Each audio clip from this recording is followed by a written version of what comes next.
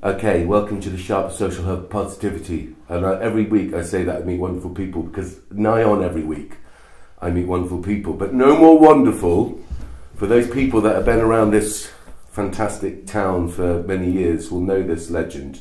Very much like Dick Stanger, someone that I've known of. I knew Dick a little bit better really because we do work with young people. But today I'm going to introduce you to one of the kingpins, it turns out. He's a very gracious man. He's just informed us of someone else that needs to be interviewed. So by the end of this documentary, if we haven't done it, we have somehow messed up. But we'll get this. Anyway, without further ado, the wonderful Bob Berry. Bob, for those who don't know you, come on, explain a little bit about yourself. Thanks very much. I'm a folk singer, I'm a builder, I'm an enthusiast on anything to do with history and tradition, involved with all sorts of stuff. We sing with my wife Jill, we sing as a duo. We've had a band for 20 odd years and they've stopped. COVID killed that one off. Wow. It's a hit there somewhere. COVID killed the radio star for folk singers. I think so. We just love supporting and doing anything to do with folk music and tradition and history. You've gone a little bit further than just supporting folk. Well, maybe. Right. Explain a little bit about your connection with the fantastic Chippenham Folk Festival. Well, Dick Stanger, who I believe you're also interviewing, rang us up one day in 1986 and said, because we had moved into Wiltshire at that point from Berkshire, where we were living for a short time, and he said, would you like to come and do a gig at the festival? And I can't pay you much. You always said that. But he said, you'll get some good spots. And so it was great. It was lovely. And we performed in 1980. No, it might be 1984 actually. It was 1984 when we did that. In Laycock? No, actually in Chippenham. In Chippenham. Which was great, and it was really lovely. We had 2 or 3 really nice spots that he put on for us, and we really enjoyed it. A couple of years later, in March, he rang me again and he said, I've got a favour to ask you. And I said, what's that? And he said, well, the chap that was booking the acts has just informed me he hasn't booked anybody yet and he can't do it. So this is March, 2 months before the festival, and he said, could you give us a hand? And I said, yes. I can't pay you much. He didn't mention pay at all, and he was right. Anyway, we went, and I just rang up a lot of my friends we knew lots of folk people back then because we'd been singing together for a few years and had a few gigs, and we knew people, and we said, yeah, let's. And I just booked loads of people that I knew. And quite a lot of people are still running part of this festival now. Dave Webber, for instance. Yeah. And Dave was the first person I rang up and said, Dave, would you come Dick and do Stanger's asked me to do him a favour, so much. Yeah. Wow. So yeah, and then once we got to the end of the festival, it all worked very well, etc., etc. I managed to book my mum and dad, who were also folk singers at the time, but they're past now, sadly. But so that's quite nice. It was quite nice to pay back, mum and dad a little bit for all the anguish that I put them through. Ruffian folk singer, you. Indeed. Well, I did it wrong because I introduced my parents to folk music. You're not meant to do it that way, Ray. No. However, then Dick said, would you like to do it again? And I said, yeah, I didn't mind. I quite enjoyed the experience. And then 4.5 years later, he decided he was going to retire. And so we did 5 years as a song director. That's what we call a song director. It's like an artistic director, but it was just for all the song and the singing and the concerts. So we did that for 5 years, and then he said he was going to retire. So we asked another friend, Julian Weaver, who's in France. He's and Jill and myself, and the 3 of us, we shared Dick's job, and we took over the whole thing, and we took it forward to that. The first year we had that, they closed the Newood Hall down to do the initial refurbishment, so we didn't have their main venue. So we also took on the Olympia. That was the first time it was used that year. Yeah. And we went outside for the first time with a small stage on the park.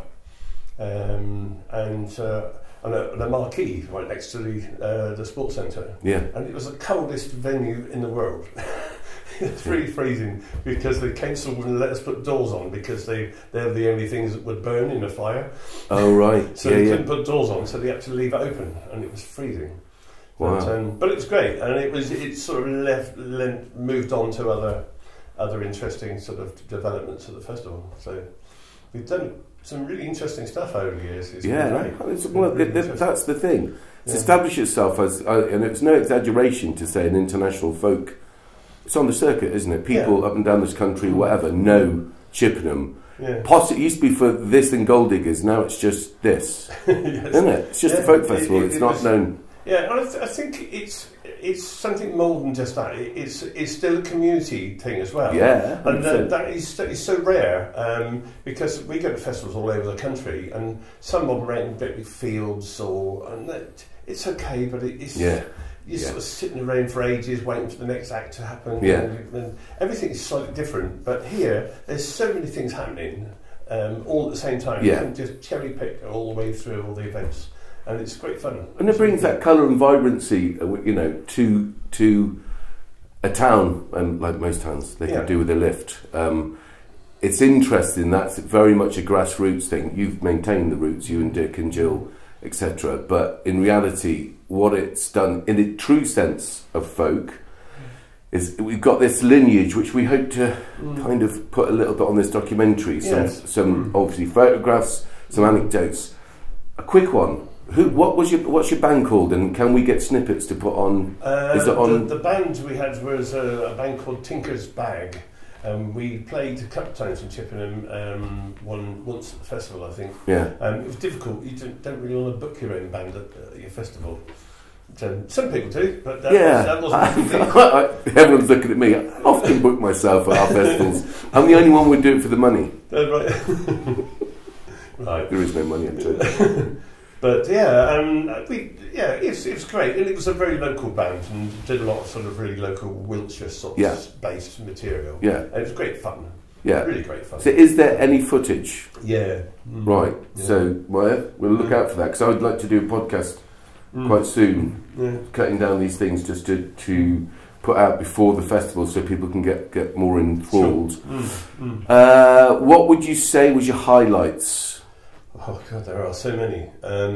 But one that really sticks in my mind, time and time again, when people ask that question, is I think the 30th, or it might be the 25th, or I think it's the 25th anniversary of the festival. They said, "What we're going to do to celebrate it?" And I said, "I'll make a cake."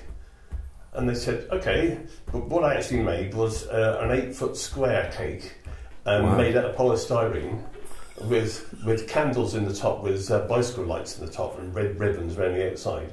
And we paraded down the street and chucked it in the river and anchored it into the middle of the river, and it sat there all weekend. Wicked. It was absolutely awesome. We've got photographs of that. Right, we've got to get that. Yeah. That's the sort of thing. And there's the reason also why that really sticks in my mind, there's a chap called Pete Ragg, who was our task force manager at the time.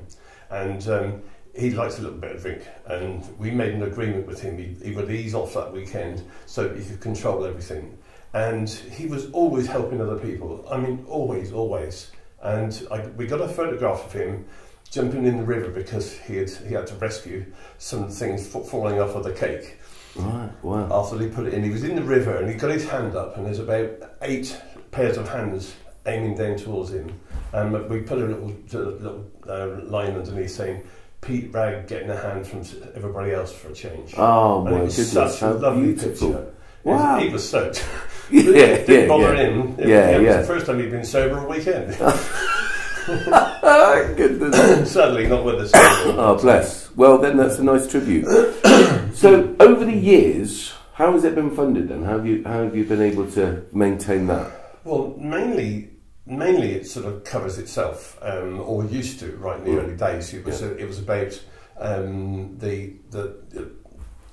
share in the beer sales and didn't really make that much money. Yeah. But ticket sales predominantly, and we always based everything on what we assumed the number of people that we would actually get to come to the festival for that amount of money. We set that ticket price and then keep that budget based on that. Wow. And hopefully then with things like the councils, etc., they would throw a bit of money in here and there. Yeah. Well, you'd think so. Nothing major. There has been a couple of major sort of inputs. Yeah. But nothing sort of really huge. You'd have thought the town council would have realised what a boon. It must do such good on so many levels. Town council, no problem. Yeah. Wiltshire Council, well, we won't talk about that. Town Council was absolutely superb. They were really helpful in lots of ways with regard to looking after the setting of the street, getting all the plans and bits and pieces. And fantastic. Yeah. It's really good. Good. Well, that's good to hear. So, when did you retire? Because you and Jill have been doing it for 30 years. Yeah, it's 2019, just before the pandemic. Wow. Yeah, we had a really lovely last festival.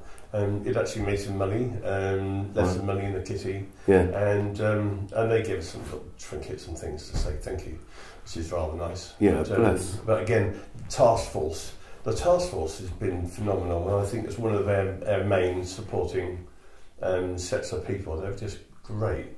They came down and worked their socks off all weekend, didn't get paid anything at all. Yeah. Nothing, didn't get expenses. We used to buy them fish and chips on the Thursday night. Wow. And Kit Kats. Other confectionery are available. Oh yes. Love it. Wow. That was what they did, and what was really nice on our last day when we had lunch together, because I used to cook everybody lunch on the Tuesday at the festival. Wasn't polystyrene, was it? No, but I used to be a chef, so right. No problem. Oh right. I was in the army as a chef, so. But when we had the lunch, they came in and they said, "Oh, we've got a little gift for you," and they came in and wheeled in this great big ornate oak chair that had been made for the storytelling. Wow. And they clubbed together and bought it for me. How beautiful. It sits in my garden. Oh, very, fair play. I bet, and rightly so. It's great. That's actually emotional. That's sweet, isn't it? Yeah. Well, see, the reason we wanted to make it, as you know, we're a community organisation. It's our 25th anniversary this year. Oh, right, cool. And as part of some people's, what is it called, can-do arts for sustainable development, you very rarely hear people say it, but I deliberately made it that so that people sometime would have to read it and say it. And part of the rationale was to make the whole idea of sustainable development more understandable. And when you screw down on it in real terms, and I've said this to say big thinkers in the field, and not say no disrespect, big thinkers in the field like the likes of Jonathan Porritt, etc., who were advising governments, not very good governments, I have to say, with Tony Blair. So you see what happened to him. But that whole idea of sustainable development, most people think it's purely to do with the environment.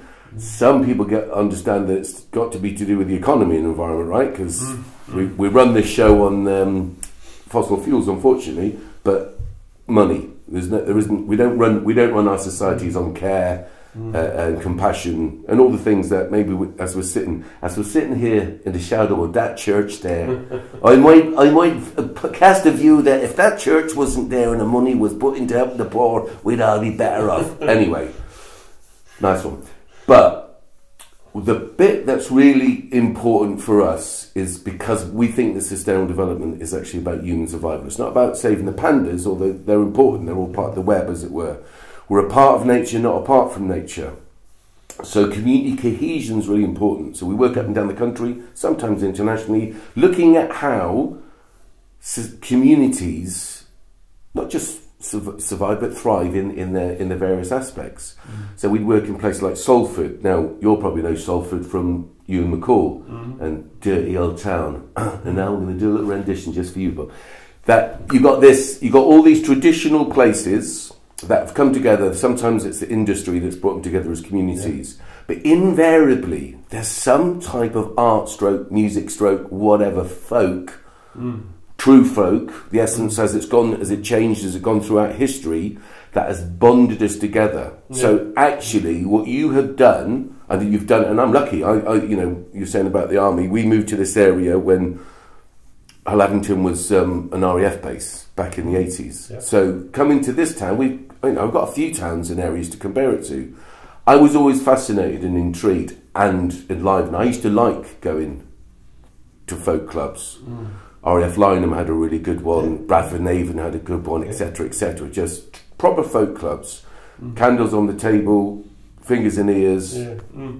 You know, the whole idea, and you could just close your eyes and think that you'd been in some of the places that had been there for hundreds of years. They would make sense, but the idea, it's such an important part of the internal fabric of a society that it's so precious. And if it hadn't been for people like yourself, Jill, Dick, and we'll name them all on this, we'll interview them all. You tell us who they are, and it'll be a pleasure to interview them, because it's about you guys. It's a testament to show the people, and hopefully this will be shown at the film festival. It will be shown regardless, and it will be put on YouTube or whatever. If we do it as a gala evening to raise money for next year's folk festival, I don't care. What I do care about is actually allowing.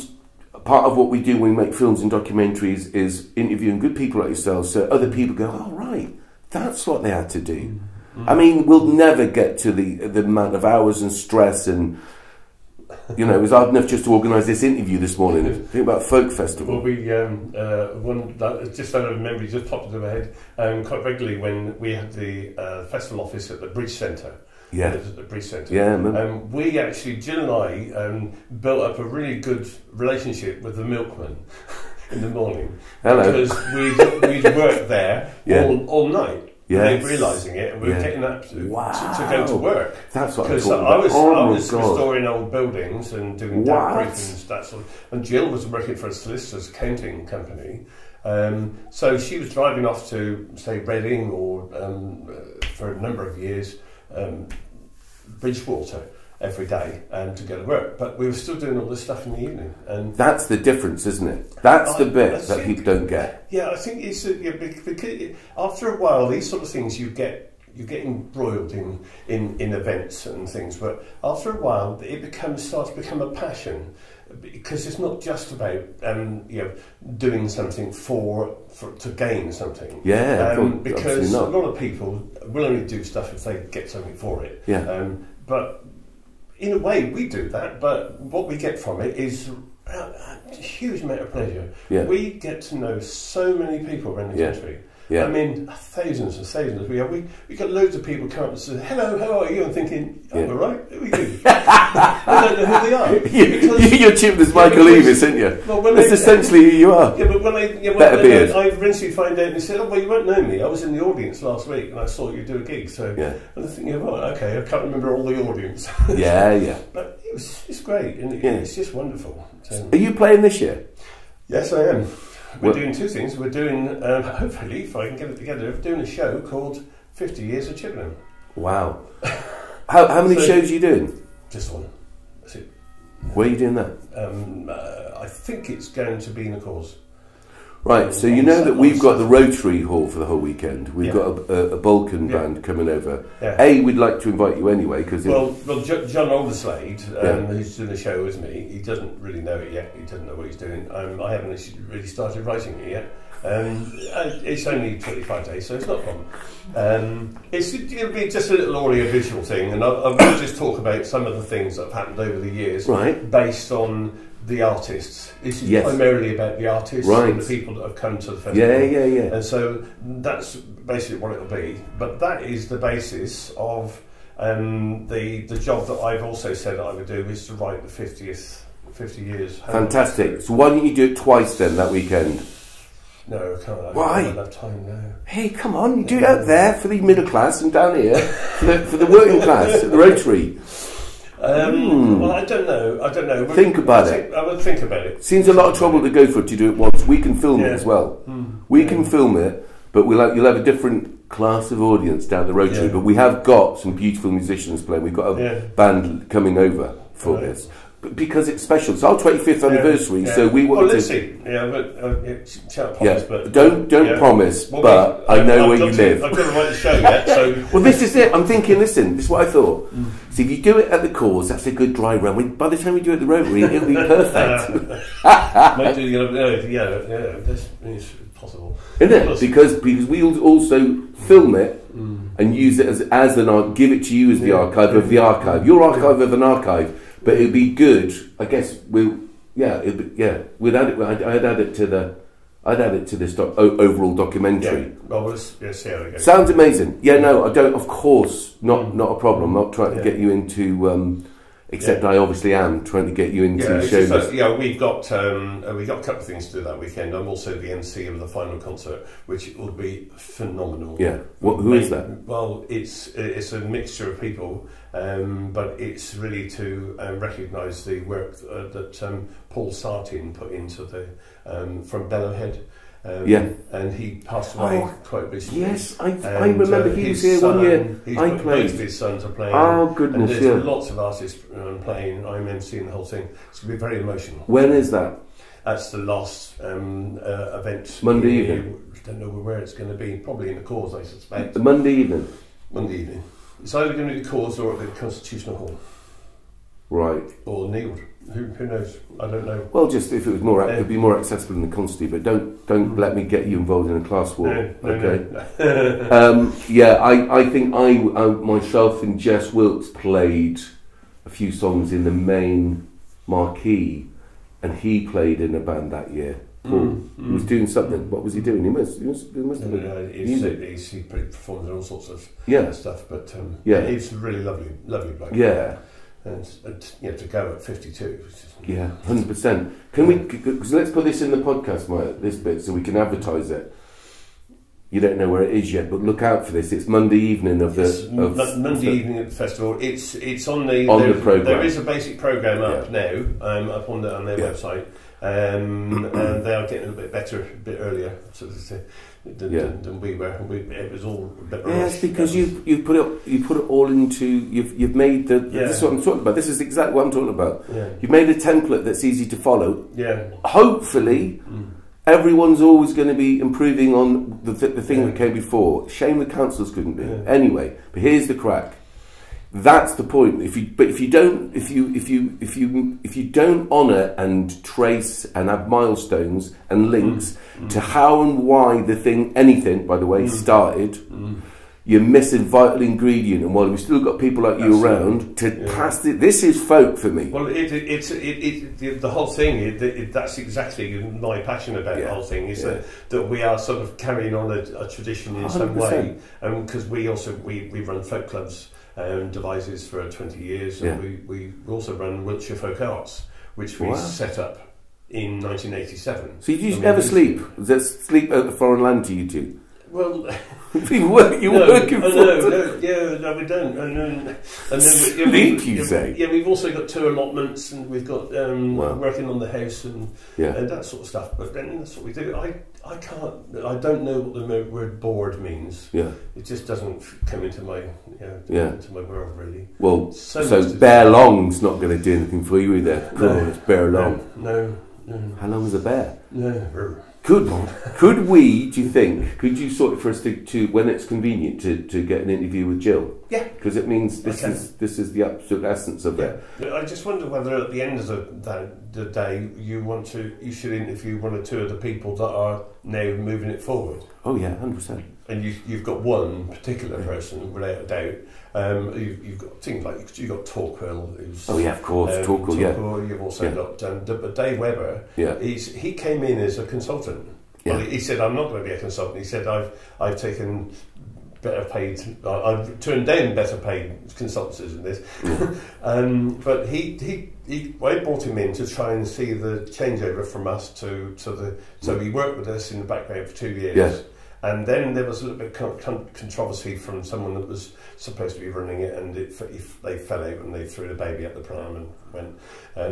And then Dave has then taken over. Yeah. Did we meet Dave? Was that Dave that we met? Dave Cat. Portly chap. Yeah. Be a great, wonderful singer. Yeah. Oh, is he? Yeah, it's awesome. Let's get the details, because I think this is the perfect way to make a documentary by the people it's about. Once you've got the fact that this is what's happened, and then we need to also people need to know it's going forward. Yeah, that's the important thing. 100%. For us, it's the most important thing. Of course, that we know it's continuing. Yeah. And all our hard work is actually working. Of course, and the foundations are there and they're being built on, and that's brilliant. So whoever you think, you have a word with Jill as well, and go, who do you think's crucial to have while they're still here? Because, you know, one day none of us will be, but hopefully this will be in some form to anyone. What happens? Yeah, I'll dig in. So I've got a few videos and things as well. So I think some interesting stuff. We're going to film on site. We're going to film the site being set up in a stop motion. Yeah. We're also going to have young people interviewing people connected to on the days, and the acts and the audience. Yeah. So we're going to mix that in. So this is going to, these things are going to be snippets to go. This is going to come out after. So we'll do a gala evening again to help raise focus on funds for the festival for next year, but also to archive the hard work that people like yourself, Jill, Dick, Dave. I could go on. This could be a podcast in itself. I could just do a list of credits. Just see the credits on this. But listen, let me just tell you this on my behalf, as a person that's had the benefit of your hard work and your partners and colleagues. It's an absolute pleasure to live in Chippenham because of the Folk Festival. Something that gives me great pride. And I don't even come from Chippenham. I've been around enough, or too long, some might say. But it's a real beautiful thing to observe, to be part of, to just absorb, to have people to come visit because it's on, etc., etc. It's a great tribute to you in what you've done for this town, and I want to say, on my behalf and Can Do Art's behalf, thank you so much. You're a legend. You're a proper legend. Thank you. That's a cut.